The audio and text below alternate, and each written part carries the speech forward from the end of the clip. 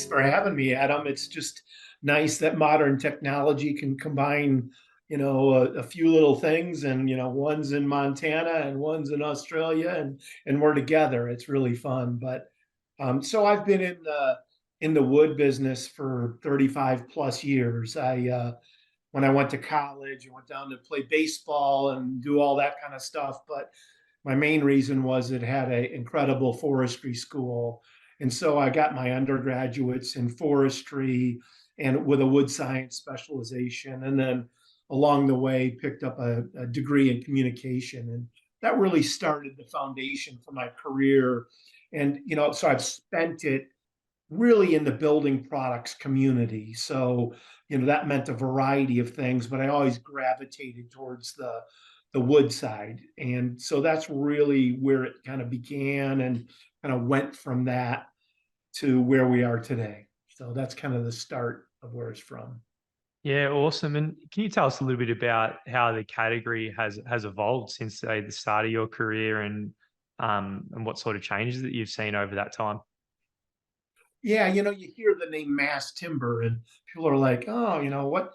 It was kind of, we needed a term that kind of people could gravitate around. The mass timber is not new. You think of these beautiful cathedrals with glulam beams and other engineered lumber. But when I think of mass timber, and some people may have a little different definition, it's really another term for engineered lumber in a sense, but it's also a term that brings together some categories of sustainable building, sustainable development.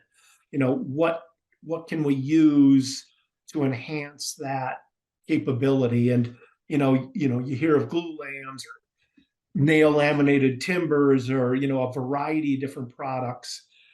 Certainly CLT, or cross laminated timber, is kind of that big sexy term, right? That product is newer in North America. When you look at the roots of that, it goes quite a ways back, a considerable a ways back. But you think about it in Europe, in that 35-year-old range, so relatively new. But that's a product that you hear a lot about. And then it really took hold in Canada, and then moved down to the US. So it's really pretty new in a sense. And the energy around using quote unquote mass timber is really kind of new the last several years. So Yeah. And how's going back, so you got a forestry degree, so I understand you've got a good understanding of the whole supply chain from the sawmill, or from the forestry side through to the sawmill, through to engineered wood products. Starting from the start, from the forestry and sawmills, has there been much change in your career? And then we can probably do the same question, how it's changed through to mass timber, and what is the net benefit of society of these innovations and improvements in the supply chain there? well, it's a big question. And I guess the way I'll approach that is, if you think about just wood products in general, right? You think of, some people have a impression, oh, we're going to cut every tree down to use, the wood. But, the reality of it is, and I can speak more to North America, but, there's more timber today than there was 100 years ago. Most people don't think of it that way. Some of it may not be as easily utilized as it was when there were bigger trees. And it lent itself to engineered lumber. How do you take smaller diameter trees and create products through engineering, your expertise, and create products that are really strong and lightweight and all of those things. But, it comes down to forest health. If you think of that, it's all around the world. When you think of forest health, a lot of people gravitate towards forest fires or clear cutting or different terminologies. But forest health really is a great start. And there's been some comments. Russ Vaughan, Vaughan Timbers, he's an entrepreneur, his family's been in the business. We've been associated with them for 40 years almost, their Mm. family. But he says something that's compelling to me is, mass timber is an outcome of forest health. Mm. And forest health, you need to manage the forest through cutting timber, through fires, through prudent management of the resource to then be able to utilize a product like CLT or glulam or dimensional lumber that has a tremendous amount of beauty to it and has some really sustainable benefits that come to it just from the product itself, if that makes sense. Yeah, it does. And it seems a bit of a paradox, like cutting trees or even burning sometimes adds to health. So can you maybe just drill down on that one a little bit further, and how does actually that improve the overall health? Because there is that perception out there that just leaving it alone by itself over time is better. What's interesting is there's pieces and parts to all of that. Mm. There is some forest that can do better just left alone, and there's reasons for that. But in a lot of cases, depending on the species, there is a certain benefit to managing that forest.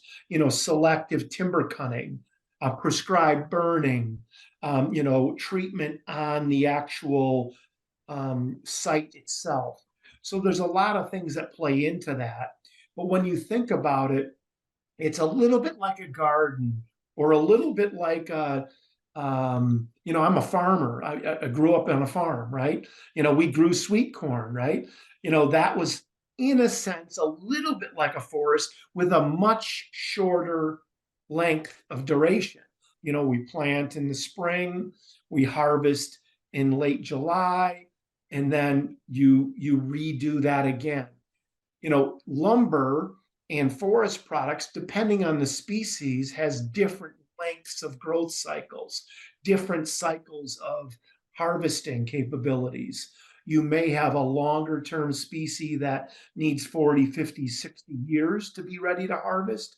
You may have more plantation style products that may be ready to harvest in 15, 18 years. So it depends on that, but it comes back to treating the land with respect, treating the kind of whole kind of view of the forest as a living organism, and how do we create that so we can take products out of it that we need for building and burning and all of those kind of things, but at the same time treating it with the respect that it deserves. Yeah, that's awesome. The other thing you mentioned is like new products or a diversity of products like CLT can add to the forest health, or it's an outcome of forest health. Can you also explain a little bit more about that and how that works? Yeah, it's not real complicated. Even I can understand it, right? I don't have the brain power of a lot of folks, but if you think about it, if you need to take some smaller trees out of the forest, right? And you need to make that economically viable. So where does that go? I've mentioned not so much today, but I've mentioned it to you in the past. My partner, Craig Rawlings, he's got 50 plus years in the industry. And the last 20 years or so, he's spent most of his career around utilization of small diameter timber. That's in North America, but it goes across all kinds of different forests. But if you think about it, if you can take a smaller diameter tree and process that tree and make 2x4s and 2x6s, let's just use that example. And then through engineering processes, like in a CLT where you're stacking them on top of each other, and depending on the species and what the need is for the building, the strength characteristics, you put that together. Maybe it's a CLT, maybe it's a glulam, maybe it's another product, an engineered I-joist. But you think about that, and through engineering, you put that together, and then can make these beautiful panels that can not only replace other products, but also create these beautiful structures that people are really enjoying and seeing the benefits around the world. It's a pretty cool thought process. It's really relatively simple, but there's a lot of complications in the stream of it. Yeah, absolutely. I don't know what it's like for North America, but there's one supplier and some suppliers in Australia and New Zealand who use lower grade material in the middle layers of the CLT, which previously had no home, and now has found a high value use, structural use, meaning the actual value of the tree grows up. And when you got the value of the tree goes up, it goes back to treating something with a bit more respect as well in economic terms, hey? Yeah, it's fantastic, and that lends itself to, I mentioned him, I'll mention him again. Craig Rawlings says, entrepreneurs win it out in the end, not unlike what you're doing in your business and others are doing. They're looking at this momentum of mass timber products that are going to be changing. It could be the inner panels are different species, different grades. There's some variations that are going to come with that. You're going to see thinner CLT panels, that can be used in residential, maybe in comparison to, 3, 5, or 7 ply that are being used in commercial or tall wood buildings. You're seeing products like the Freers company in Oregon, the mass plywood, who would have thought we would see, it looks like LVL, laminated veneer lumber, but it also looks like plywood. They're veneer experts, but you're going from what you would think of maybe 3/4 of an inch in regular plywood or LVL up to 24 inches in depth. And then, 48-foot long and 8 to 10 foot wide. What can be done with that? There's going to be new things that are brought out every day. That's what makes it exciting, because wood's been around forever, right? But the thought processes are just really starting to gel, which is, for a guy that's been in the industry pushing 40 years, it's pretty cool to see. We're kind of on the cusp of things now. Yeah, well, it's an awesome segue. So you mentioned, Craig a few times, and yourself, Arnie. You've been lucky to be, well, not lucky. You've, been running the world's biggest conference on timber, and it's been growing to be what it is today. So you've been lucky to see where things have been in 2016 with the biggest thought leaders on the pulse of where things are. So yeah, where is the most innovation most broadly across the industry, not just across everything, basically? What are you seeing, and what do you think is the most exciting stuff that's happening and about to happen? Well, it's a great question, Adam. I guess I'll approach it this way. When we did the conference, the first one in 2016, we had done conferences before. They were called the Small Log Conference, which was about utilization of small timber and small diameter timber. Lots of uses: pellets, feedstock, energy, biomass, turning that into fuel, and then engineered lumber played a big role in that. And so we decided to shift and move our conference from a town called Coeur d'Alene, Idaho, to the I-5 corridor in Portland, Oregon. And we were hoping to maybe have 200 to 250 people. And all of a sudden, we kept going higher and higher and higher. And Craig and Tom and I, all of a sudden, we hit 450 people. And we're like, shit, how many can we hold? And we called, and the answer was 550. Well, we hit 548. So we just made it, right? But it was different. And it immediately took the lumber people, the long-term lumber people, by caught everybody off guard. We were in a hotel. Literally, the exhibit hall was in the basement. We had 30 folks down there. We didn't know what to do, all that kind of stuff. But the audience was way different. It wasn't a bunch of fat old white guys like me. It was diverse. They were smart. They had a variety of backgrounds: engineers, architects, land developers, developers, money people. So it was a new audience. And what was exciting about that is it was new enough that people, they didn't know what CLT was. They knew what a glue lamb was, but it was kind of, you had to go back and you started there in what was mass timber 101 type of thing.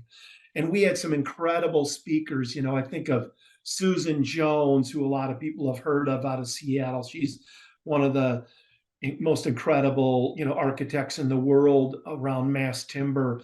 Michael Green, who a lot of people know his name. He had done the TED Talk, which reached over 1 million views. He did that in somewhere around 2014, and he came on. So we had this conference, and there was just a buzz about it, and it's evolved from that. And the industry has evolved very quickly from 2016. In 2023, this year in March, we had 3,000 people from 39 countries. And so it kind of comes back to your question, Adam. And the question was, where do you see things happening that are kind of cutting edge in a sense? And the cool thing is lots of places. Who would have ever thought we were going to have at the conference an African pavilion that was, we had 35 or 38 people from the continent of Africa there. And what are they talking about? They're talking about how can they utilize their current timber supply to solve some pretty big societal issues: affordable housing, dignity in housing, utilization of products, climate change, all of those things incorporated. But, so I look at them doing some small scale stuff along with some really big stuff, 9-story buildings north of Cape Town, towers being thought of, but also apartment complexes of, structurally produced products to make those affordable housing structures. So that's just one example. And then you go to the Southeast US and all the research that's went into utilization of southern yellow pine, right? People didn't think, oh, it's going to warp, it's going to twist, it's going to crack, it's going to check. And they're finding out some great things, not unlike what's going on in your backyard, New Zealand, Australia, whether it might be eucalyptus, it might be a different species. You take that into Asia and now into Europe. Europe is refined, right? They're experts. They've got technology that is really great, but everybody around them is catching up and we're learning from each other, which is the critical piece. Yeah, 100%. Well, looking towards the future, what do you see is the future? And you might want to touch on legislation and some of these sorts of things, because paired with that question, what are the current hurdles and bottlenecks, and what other things to be addressed, and what does the future like? So there's a lot in that one, Arnie. So you can pick what you like. Well, I'll kind of approach it this way. In 2016 at the conference, we had 30 projects to talk about in North America. Today we've got 2,000. That's a huge change. And that's just here. You think about the structures in Asia, in Europe, in New Zealand, Australia, all those 2,000 buildings in North America is absolutely insane. So it's come strong, right? But what's interesting is people go, oh my God, are we going to have enough lumber, right? The answer is it's using about less than 1% of the fiber. So it's a big number, but it's a small number at the same time. But legislation does play a role. It wasn't long ago that communities, whether they were rural or urban, didn't really know what to do with mass timber. Is it going to burn down? Is it going to rot? Is it going to do this? lots of questions, reasonable questions to ask, right? So it's taken legislation and then code changes, not only in North America, but in Europe and other communities, in your area, Asia. It's taken the research to catch up. And then along with that, production capabilities to catch up. And it's not all there yet. And there's a lot of learning to be done. That's why we see that, the conference that we host, it's a learning conference. There's lots of pieces and parts of that. There's just some game changers that affect that. And probably, in my estimation, one of the biggest game changers was the big tech companies. So Microsoft, Facebook, Google, Amazon, and others. They came to the first few conferences, 16, 17, 18. We literally couldn't show their name on their badges because otherwise they get pestered. Oh, they got a lot of money. People are going to kiss their ass to get business right, whatever. Yeah. That's just the way it works. But finally, it was 2019. A brilliant lady, her name is Michelle Kaufman, got on stage at the end of the conference. It was a fireside chat. We were famous kind of for getting some really cool fireside chats. So Michelle Kaufman was on there. The head of development for Adidas, David Ramos, was on there. We had, at the time, Mark Wishney, who was with the Nature Conservancy, the forestry program with them, was on there. And so we had this dialogue on stage. And, Adidas had just built their new North America headquarters in Portland, all out of mass timber. Incredible building. And they had stories about that. Michelle was basically saying, hey, we're Google, and we're going to start building our own buildings. Most people don't know that most of the time they rented buildings.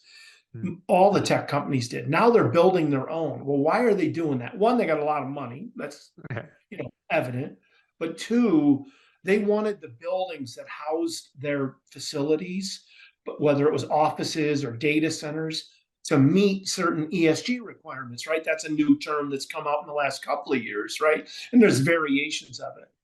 But one of the things they found was that mass timber and using wood products helped with that.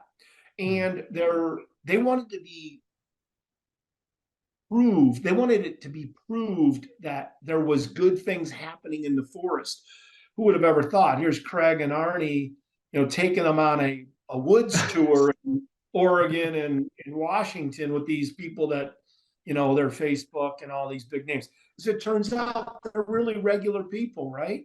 They just wanted to be convinced that we were doing the right things. We're not perfect. The wood industry is not perfect, but it was enough for them to see that, boy, this makes sense. And then since then, the Google building just finishing in San Francisco, their new building in the UK. Microsoft's got 14 buildings.